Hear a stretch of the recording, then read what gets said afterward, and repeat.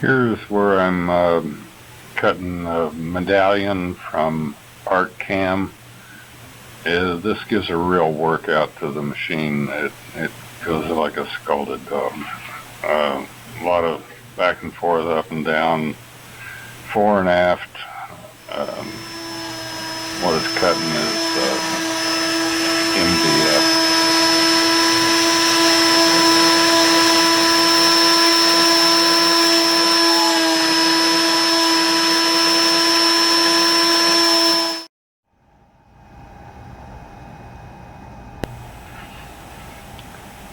This is setting up to do an air cut of the same medallion.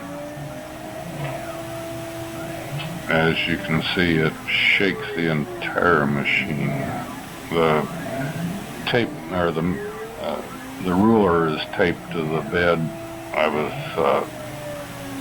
using it. I'd set the cutter to 2 inches on the ruler, run it 10 inches on, first I did the x-axis and then I did the y-axis.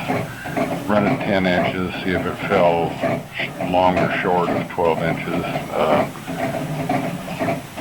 Bring it back to the beginning, reset, change the settings in GRBL, try again until I got spot on. I don't know, I'd have to go to the vernier caliper in order to figure out if I'm off a little bit, because I certainly can't tell it by eyeball. Those are the drivers, mounted their heat sinks with the power supply to the left of them. The Arduino running GRBL with a CNC shield is mounted on top. It is mounted between the 2 heat sinks.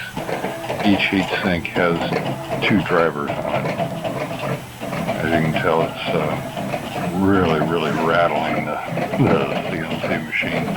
That thing weighs 200 pounds, and it actually scoots it around on the floor a little bit. The acceleration is almost violent.